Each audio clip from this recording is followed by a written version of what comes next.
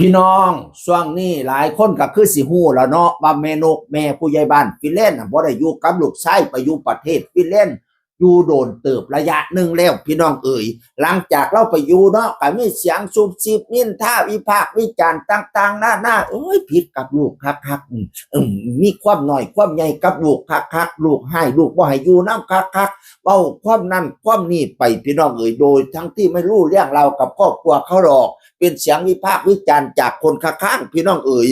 หลังคนก็ยุแย่งให้เขาเจ้าผิดกันพี่น้องเอ๋ย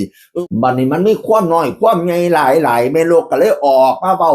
ว้าชัดเจนเลยว่าตนเนี่ยบ่ได้ต้องการอีหยังกับลูกชายเลยทุกมื้อนี้แม่ก็ใช้ชีวิตอยู่แบบอยู่ดีๆอยู่ประเทศฟินแลนด์นี่ล่ะบ่อยากให้ผู้ใดพยายามมายุแยง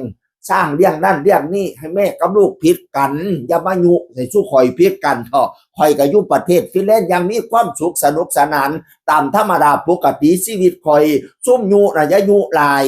แม่นกยังเชื่อมั่นในตัวลูกชายอย่างบิ๊กผู้ใหญ่บ้านฟินแลนด์ว่าบิ๊กไม่ได้พูดอะไรให้แม่เสียหายแน่นอนบ่ได้เว้าให้ผู้ใดฟังว่าเรื่องเล่าของแม่นกให้แม่นกเสียหายแน่นอนแต่ที่กลายเป็นประเด็นเพราะมีแฟนคลับบางคนหยิบยกเอาเรื่องของเราสองคนเรื่องแม่กับลูกกันไปเว้าต่อๆกันเว้าความนั้นความนี้ว่าแม่กับลูกเขาเจ้าเถียงกันทะเลาะกันว่านะว่า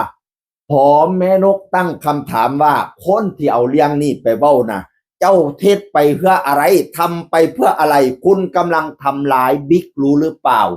เจ้าไปยุยงเว้าให้แม่กับลูกเถียงกันทะเลาะกันนะคุณกำลังทำลายบิ๊กคุณรู้หรือเปล่าแล้วก็ยังเว้าอีกว่า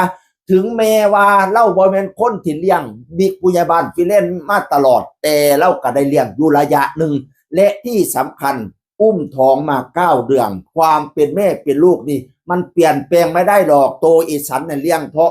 อุ้มท้องมา9 เดือนพี่น้องเอ๋ยสุดท้ายแม่นกก็ย้ำว่าตัวแม่ไม่ได้คาดหวังอะไรจากลูกเลยแม่จะอยู่ตรงไหนก็ได้แค่เห็นลูกใช้ชีวิตได้ดีก็พอแล้วบ่ได้หวังเอียงกับลูกชายแค่เห็นลูกนะได้ดิบได้ดีแม่ก็ดีใจแล้วให้เฮาเจ้าคอยอย่าไปยุ่งให้แม่กับลูกเขาเจ้าเถียงกันดอกบางคนอายุดีอยากให้แม่กับลูกเขาเจ้าผิดกันอยากให้แม่กับลูกเขาเจ้าแตกข้อกันหรือซะใดพี่น้องเอ่ยธรรมชาตินี่เขาเจ้าเฮาเห็นแม่กับลูกผิดกันนี่เฮาควรไปออยไปเว้าให้เขาเจ้าถือกันเด้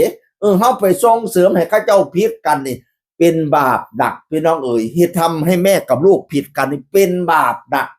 ตามหลักธรรมพระพุทธศาสนานั่นน่ะเราเห็นเขาผิดกันเราต้องพูดให้เขาถูกกันถ้าเราพูดให้เขาถูกกันไม่ได้เราอยู่เฉยๆดีกว่าอย่าไปยุความนั้นอย่าไปยุความนี้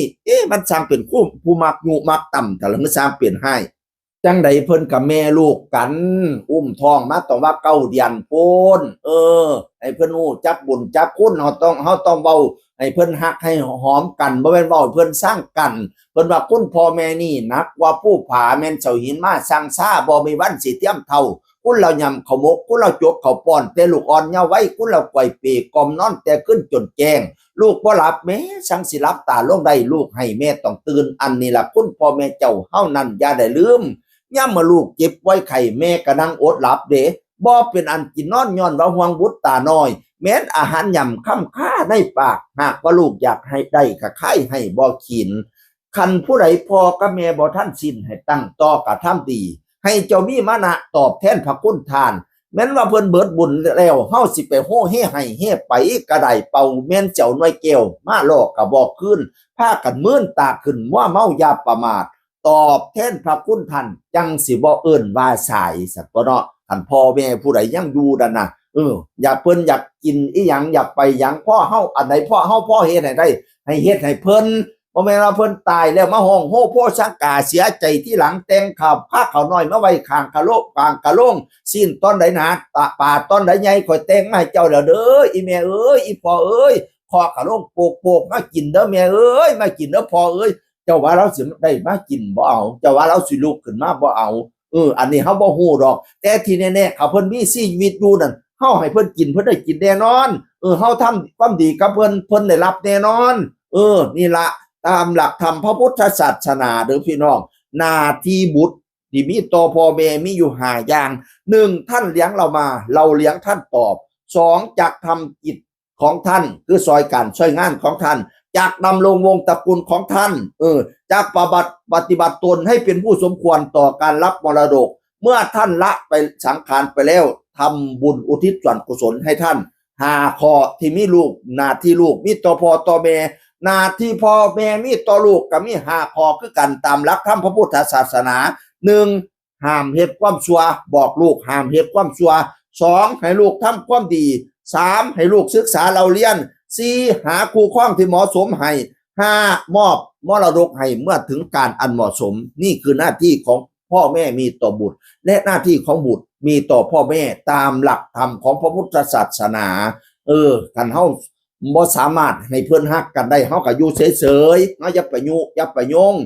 ถ้าเฮาสามารถต่อให้เพิ่นฮักกันได้โอ้ยได้บุญหลายพี่น้องเอ๋ยเสียงคนเก่าเว้าสู่ฟังสวัสดีครับสวัสดีครับ